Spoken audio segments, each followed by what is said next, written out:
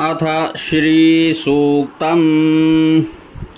ॐ श्रीगुरुभ्यो नमः। हरिः ॐ।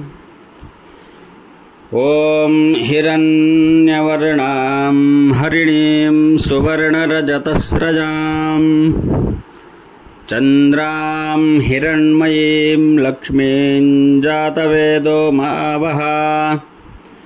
तां मावह जातवेदो लक्ष्मीमनपगामिनीं यस्यां हिरण्यं विन्देयं गामश्वं पुरुषानहम्। अश्वपूर्वां रथमध्यां हस्तिनादप्रमोदिनीं श्रियं देवीमुपह्वये श्रीर्मा देवी जुषताम्।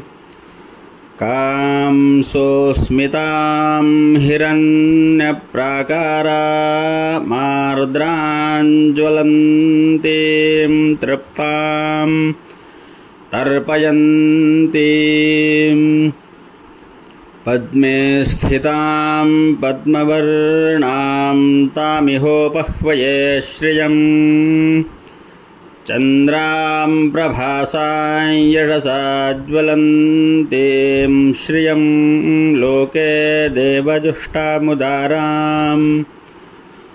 तां पद्मिनीमीं शरणमहं प्रपद्ये अलक्ष्मीर्मे नश्यतां त्वां वृणे। आदित्यवर्णे तपसोऽधिजातो वनस्पतिस्तव वृक्षोऽथ बिल्वः। तस्य फलानि तपसानुदन्तु मायान्तरायाश्च बाह्या अलक्ष्मीः। उपैतुमान् देवसखः कीर्तिश्च मणिना सह। प्रादुर्भूतोऽस्मि राष्ट्रेऽस्मिन् कीर्तिमृद्धिं ददातु मे। क्षुत्पिपासामलान् ज्येष्ठामलक्ष्मीर्नाशयाम्यहम्। अभूतिमसमृद्धिं च सर्वां निर्णुद मे गृहात्। गन्धद्वारान् दुराधर्षां नित्यपुष्टाङ्करीषिणीम्। ईश्वरीं सर्वभूतानां तामिहोपह्वये श्रियम्। मनसः काममाकूतिं वाचः सत्यमशीमहि। पशूनां रूपमन्नस्य मयि श्रीश्रयतां यशः। कर्दमेन प्रजा भूता मयि सम्भव कर्दमा। श्रियं वासय मे कुले मातरं पद्ममालिनीम्। आपसृजन्तु स्निग्धानि चिक्लीतव समे गृहे। निज देवीं मातरं श्रियं वासय मे कुले। आर्द्रां पुष्करिणीं पुष्टिं पिङ्गलां पद्ममालिनीं। चन्द्रां हिरण्मयीं लक्ष्मीं जातवेदो मावः। आर्द्रां यः करिणीं यष्टिं सुवर्णां हेममालिनीं। सूर्यां हिरण्मयीं लक्ष्मीं जातवेदो मावः। तां मावह जातवेदो लक्ष्मीमनपगामिनीं यस्यां हिरण्यं प्रभूतं गावो दास्योष्मान् विन्देयं पुरुषानहम्। यः शुचिः प्रयतो भूत्वा जुहुयादाज्यमन्वहम्। सूक्तं पञ्चदशर्चञ्च श्रीकामः सततं जपेत्। पद्मानने पद्मविपद्मपत्रे पद्मप्रिये पद्मदलायताक्षी। विश्वप्रिये विष्णुमनोनुकूले त्वत्पादपद्मं मयि सन्निधत्स्व। पद्मानने पद्म ऊरू पद्माक्षी पद्मसंभवे। तन्मे भजति पद्माक्षी येन सौख्यं लभाम्यहम्।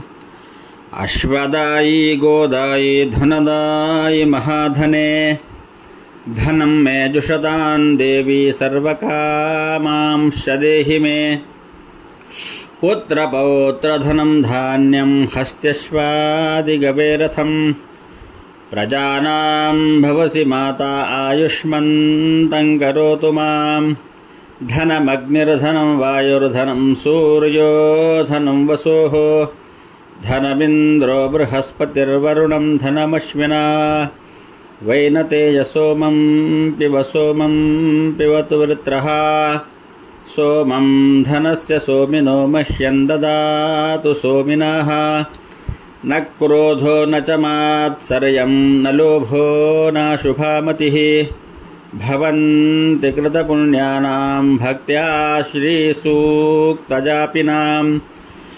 सरसिजनिलये सरोजहस्ते धवलतरां शुगगन्धमाल्यशोभे भगवति हरिवल्लभे मनोज्ञे त्रिभुवनभूतिकरिप्रसीद मह्यं विष्णुपत्नीं क्षमां देवीं माधवीं माधवप्रियां लक्ष्मीं प्रियसखीं भूमिं नमाम्यच्युतवल्लभाम् महालक्ष्मी च विद्महे विष्णुपत्नी च धीमहि तन्नो लक्ष्मी प्रचोदयात् आनन्दः कर्दमश्रीदश्चिक्लीद इति विश्रुताः ऋषयः श्रियः पुत्राश्च श्रीर्देवीर्देवतामदाः ऋणरोगादिदारिद्र्यपापादस्मापमृत्यवः भयशोकमनस्तापा नश्यन्तु मम सर्वदा या सा पद्मासनस्था विपुलकटितटी पद्मपत्रा यदाक्षी गम्भीरावर्तना विस्तनभरनमिता शुभ्रवस्त्रोत्तरीया लक्ष्मीर्दिव्यैर्गजेन्द्रैर्मणिगणखचितैः स्नापिता हेमकुम्भैः नित्यं सा पद्महस्ता वसतु मम गृहे सर्वमाङ्गल्ययुक्ता सिद्धलक्ष्मीर्मोक्षलक्ष्मीर्जयलक्ष्मीः सरस्वती श्रीलक्ष्मीर्वरलक्ष्मीश्च प्रसन्ना मम सर्वदा वराङ्कुशौ पाशमभीतिमुद्रां करैर्वहन्तीं कमलासनस्थां बालार्ककोटिप्रतिमां त्रिनेत्रां भजेऽहमाद्यां जगदीश्वरीं ताम् श्रीर्वर्चस्वमायुष्यमारोग्यमाविधाक्षोभमानं महीयते धान्यं धानं पशुं बहुपुत्रलाभं शतसंवत्सरं दीर्घमायुः। ॐ